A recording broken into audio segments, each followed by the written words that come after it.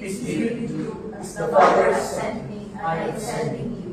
So, alam niyo mga kapatid, itong talatang ito ay sinabi niya nung siya ay nabuhay na maguli. No? Nung siya ay nagpakita ulit sa mga apostles. Kaya sabi niya, peace be with you. As the Father has sent me, I am sending you. So, ang Panginoon ay may iniatas sa atin na gawain.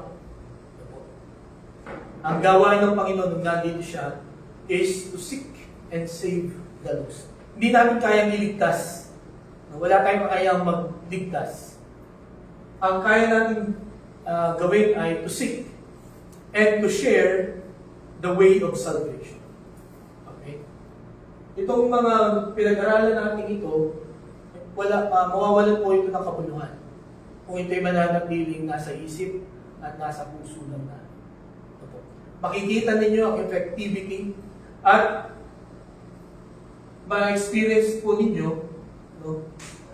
yung obedience pagka sinabi, ibinahagi natin ang salita ng Panginoon.